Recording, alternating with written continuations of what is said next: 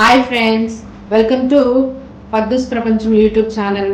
ఈరోజు నేను రొయ్యల కర్రీ చేద్దాం అనుకుంటున్నాను. కానీ మా బాబు రొయ్యలు ఫ్రై చేయమని అడిగాడు. రొయ్యలు ఫ్రై అంటే ఇంట్లో వచ్చిన చుట్టాలందరికీ సరిపోదని రొయ్యల కర్రీ చేస్తున్నాను. అందుకు కావాల్సినటువంటి ఇంగ్రీడియంట్స్ చూడండి.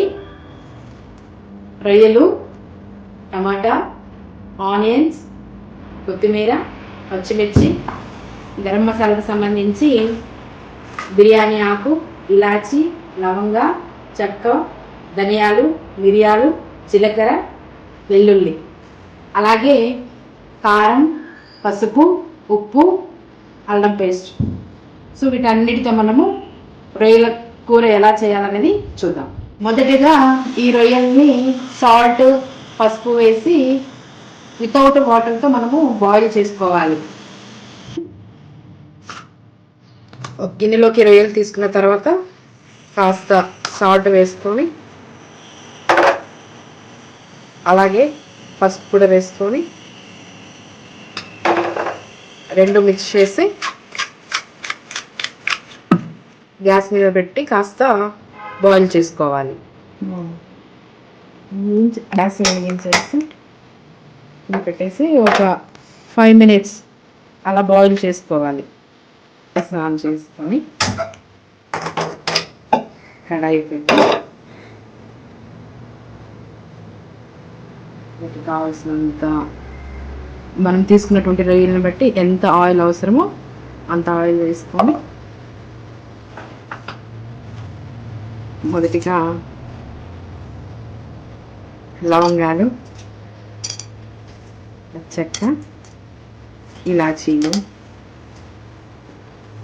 అలాగే కాస్త జీలకర్ర, బిర్యానీ ఆకు వేస్తే ఇంకా చాలా బాగుంటుంది. బిర్యానీ ఆకు కూడా వేసుకొని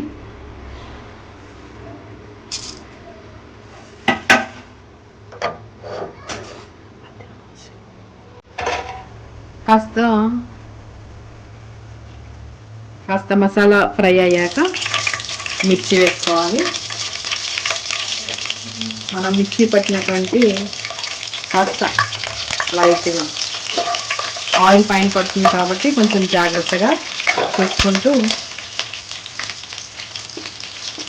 మనం ఆనియన్ పేస్ట్ వేసేటప్పుడు కూడా జాగ్రత్తగా వేసుకోవాలి.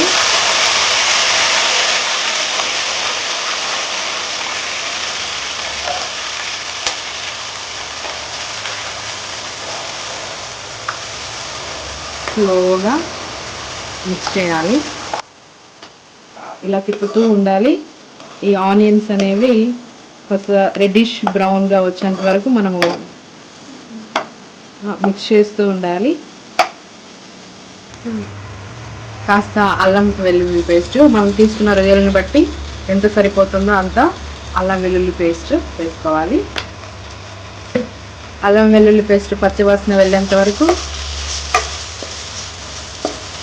కాస్త మిక్స్ చేసుకొని బాగా, ఎప్పుడైతే ఈ పచ్చివాసన పోతుందో అప్పుడు మనకి మంచి స్మెల్ వస్తుంది. ఆ తర్వాత పసుపు వేసుకోవాలి. మనము ఆల్రెడీ రొయ్యల్లో పసుపు, సాల్ట్ వేస్తున్నాం కాబట్టి కొంచెం మాత్రమే పసుపు వేసుకోవాలి. అలాగే సాల్ట్ కూడా రొయ్యల్లో వేసి ఉన్నాం కాబట్టి మనకి ఎంత సరిపోతుందో అంత యాడ్ చేసుకోవాలి. బాగా మిక్స్ చేసుకుంటూ ఉండాలి, లేకపోతే గిన్నె అడుగంటుకుంటుంది.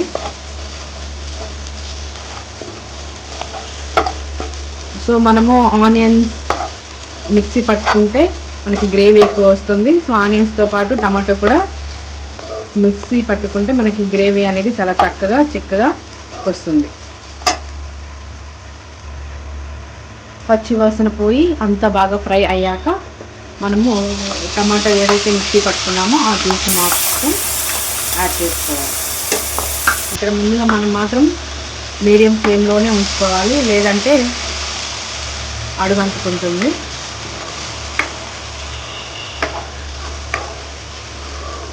కలర్ఫుల్గా ఉంది కదండి, చూస్తే మనకి మంచి స్మెల్ వచ్చేస్తుంది.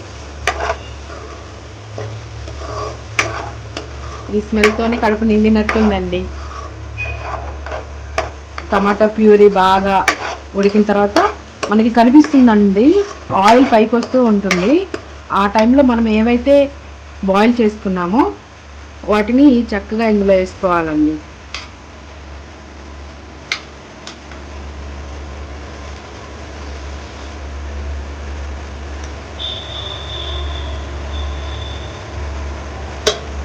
సో ఇలా మనము బాగా మిక్స్ చేసుకోవాలండి. ఈ రొయ్యలన్నిటికీ మనం ఏమైతే వేసుకున్నామో మిర్చి, అల్లం పేస్టు, ఈ టమాటో బాగా మిక్స్ చేసుకోవాలి. ఒక 5 మినిట్స్ అలా ఉంచేసి ఈ రొయ్యలన్నిటికీ మసాలా అంతా పట్టేంత వరకు మనం కొంచెం ఒక 5 మినిట్స్ అలా ఉంచిన తర్వాత కారం అవి వేసుకున్నామండి. చాలా బాగుంటుందండి, తినండి.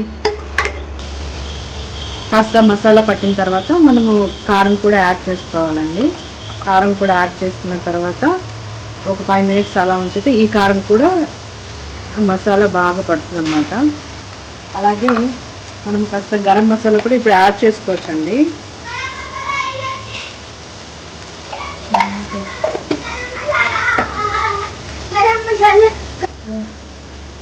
ధనియాల పొడి కూడా వేసుకోవాలండి. ఇవన్నీ వేసుకున్న తర్వాత బాగా మిక్స్ చేసుకోవాలి. నేను స్లోగానే మిక్స్ చేస్తున్నానండి. ఏంటి ఇన్నిసార్లు మిక్స్ చేస్తుందని అనుకోకండి. అంటే మనం బాగా మిక్స్ చేస్తే మసాలా అంతా రొయ్యలకి బాగా పడుతుంది. కాస్త ఈ మసాలా అంతా రొయ్యలకి బాగా పట్టిన తర్వాత అంటే ఒక 5 మినిట్స్ అండి, ఆయిల్ పైకి తేలిన తర్వాత మనం కావాలనుకుంటే కాస్త వాటర్ యాడ్ చేసుకున్నామండి. మనము టమాటో ప్యూరీ చేసుకున్నాం కదండి, అందులో కాస్త వాటర్ వేసి ఆ మిక్సీ గిన్నెలో ఉన్నటువంటి ప్యూరీ ఇప్పుడు వస్తుందని అందులో కలిపి వాటర్ యాడ్ చేస్తాను. మనకి ఇంకా ఎంత వాటర్ కావాలో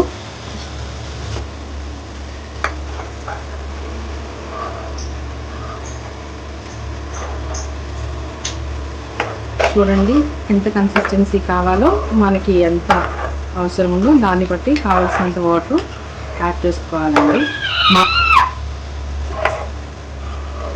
మనకున్నటువంటి గెస్ట్లు కానివ్వండి, ఎవరైనా వచ్చారనుకోండి ఎక్కువ చేయాల్సి వస్తుంది కదా. సో దాన్ని బట్టి ఆ కన్సిస్టెన్సీని బట్టి మనము ఎంత కావాలో అంత వాటర్ వేసుకోవాలండి. ఇలా ఆయిల్ పైకి తేలాక మనం కొత్తిమీర వేసుకొని గార్నిష్ చేసుకొని దించేసుకోవాలండి.